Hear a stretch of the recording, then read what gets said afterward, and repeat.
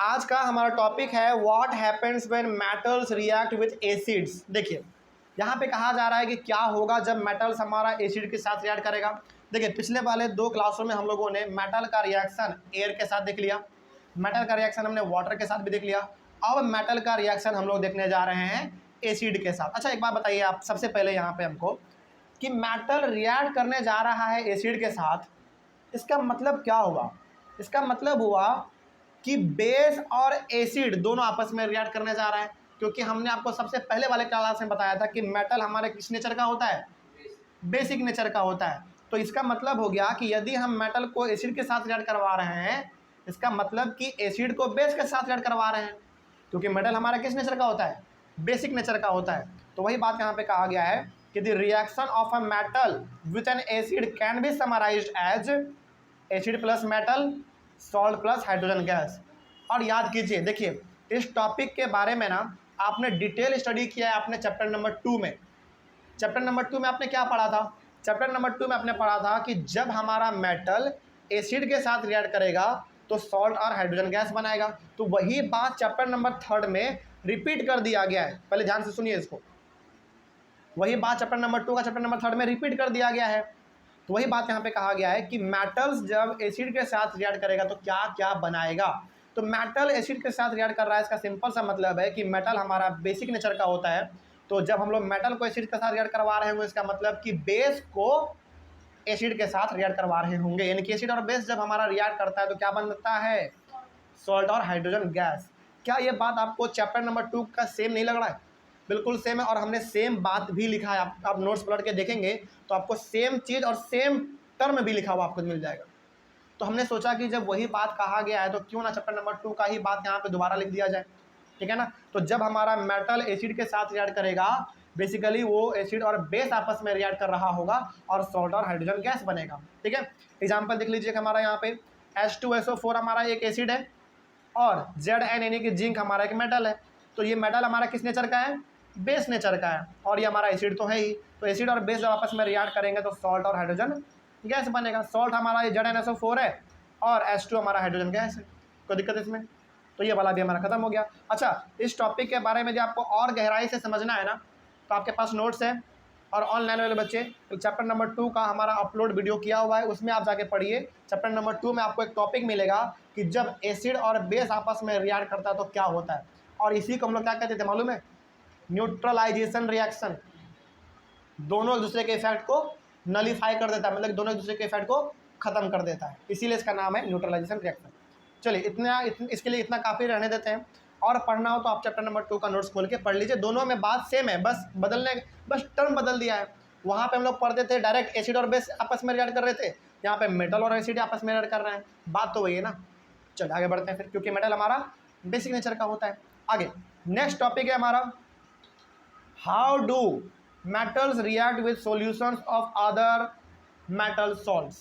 how do metals react with solutions of other metal salts।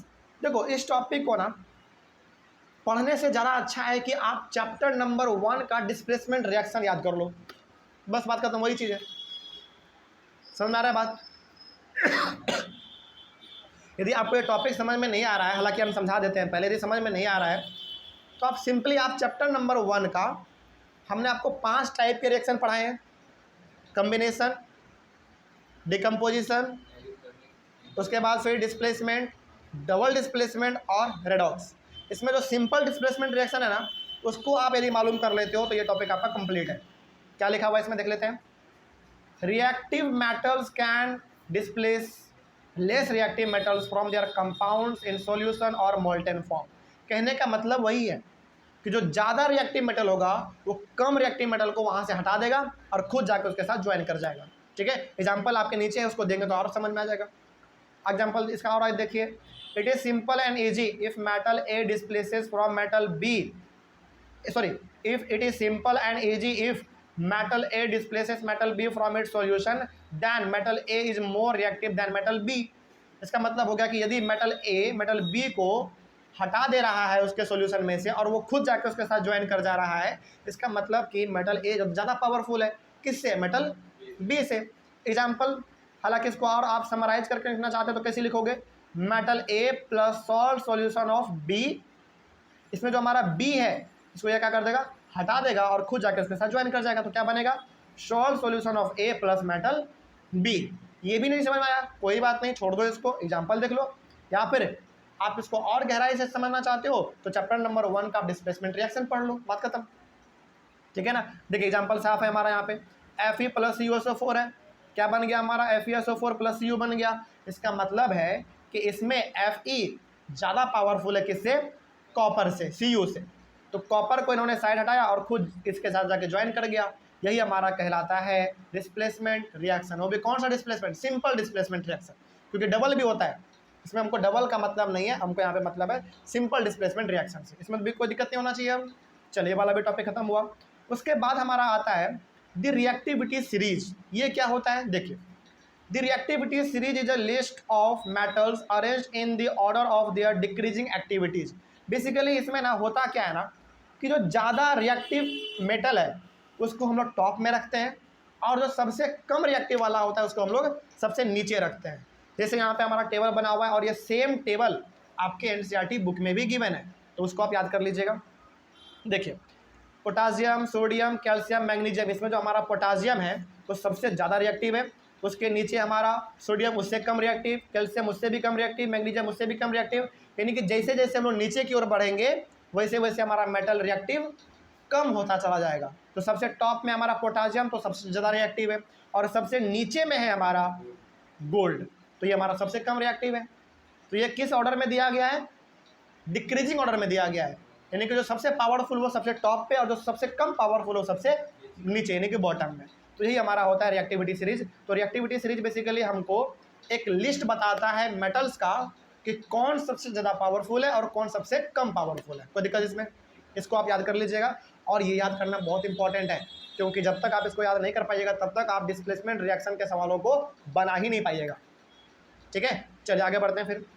अब next topic हमारा शुरू होता है how do metals and non metals react. देखिए इस टॉपिक में ना बेसिकली हम लोगों को इलेक्ट्रॉन डॉट स्ट्रक्चर के बारे में पढ़ना होता है।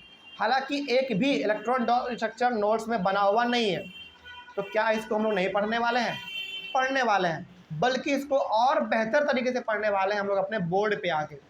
तो आज हम लोग इस क्लास को यहीं पे ख़त्म करेंगे स्क्रीन पे, और क्योंकि अगले वाले क्लास में हम लोग शुरू करेंगे इसको और अगले वाले क्लास में हम लोग इलेक्ट्रॉन डॉट स्ट्रक्चर को बोर्ड पे आके समझेंगे। क्योंकि हर साल बोर्ड में मतलब कि बोर्ड का सीबीएसई का ये नेचर रहा है कि वो हर साल इलेक्ट्रॉन डॉट स्ट्रक्चर एक सवाल पूछ ही रहा है। आप पिछले साल का भी पेपर देखेंगे उठा के, उसमें एक सवाल पूछा गया है। अब वो सवाल कैसा भी हो सकता है। तो इस टॉपिक के अंदर बेसिकली हम लोगों को इलेक्ट्रॉन डॉट स्ट्रक्चर सबसे पहले पढ़ना होता है, उसको हम लोग अपने अगले वाले क्लास में यानी कि कल पढ़ेंगे, वो भी बोर्ड पे आके, क्योंकि इसको स्क्रीन पे समझना बहुत ही मुश्किल है। ठीक है, चलिए। अच्छा इसमें ना कुछ 3 पॉइंट लिखे हुए हैं, उसको हम लोग एक बार पढ़ लेते हैं पहले। हालांकि इन तीनों के बारे में कल ही बताएंगे आपको। आयनिक कंपाउंड क्या होता है, देखो the compounds which are formed by the transfer of electrons from a metal to a non metal are known as ionic compounds. यानी कि इलेक्ट्रॉन का यहाँ पे ट्रांसफर होता है एक मेटल से एक नॉन मेटल में। तो इलेक्ट्रॉन का ट्रांसफर होने से जो हमारा कंपाउंड बनेगा उसी कंपाउंड को हम लोग कहेंगे आयनिक कंपाउंड। ठीक है, मतलब कि यहाँ पे एक मेटल और एक नॉन मेटल आपस में क्या करेंगे, इलेक्ट्रॉन का शेयर करेंगे कि हाँ भाई मेरे पास इलेक्ट्रॉन कम है दे दो। अब कैसे शेयर करेगा, क्यों करेगा, कब करेगा, ये सारा का सारा बात हम लोग अपने अगले वाले क्लास में यानी कि कल देखेंगे। लेकिन सिंपल सा आप यहाँ पे याद रखिए कि जब एक मेटल एक नॉन मेटल आपस में इलेक्ट्रॉन का ट्रांसफर करके नया कोई कंपाउंड बनाते हैं यानी कि नया कोई सबस्टांस बनाते हैं, तो जो सबस्टांस हमारा बनता है उसी को हम लोग कहते हैं आयनिक कंपाउंड। कोई दिक्कत इसमें, आगे बढ़ते हैं फिर। Ionic compounds are also known as electrovalent compound. Ionic compound को हम लोग इलेक्ट्रोवैलेंट कंपाउंड भी कहते हैं। क्यों मालूम है, क्योंकि ये किसके द्वारा बनता है, इलेक्ट्रॉन के ट्रांसफर से बनता है, इसलिए इलेक्ट्रॉन से वर्ड आ गया हमारा यहाँ पे इलेक्ट्रोवैलेंट। कोई दिक्कत नहीं इसमें। तो कोई पूछे कि आयनिक कंपाउंड को हम लोग इलेक्ट्रोवैलेंट कंपाउंड क्यों कहते हैं, इसलिए कहते हैं क्योंकि हमारा किसके थ्रू बनता है, इलेक्ट्रॉन के ट्रांसफर से बनता है, इसीलिए हम लोग इसको इलेक्ट्रोवैलेंट कंपाउंड कह देते हैं। तो आगे एक पॉइंट और लिखा हुआ है, we will see electronic configuration या फिर सिंपली इलेक्ट्रॉन डॉट स्ट्रक्चर। इसमें हम लोग देखेंगे तो we will see electronic configuration of some metals and non metals, so don't worry. तो यहाँ पे आपको घबराना नहीं है, हमने लिख भी दिया है। इसके बारे में हम लोग डिटेल स्टडी कल करेंगे।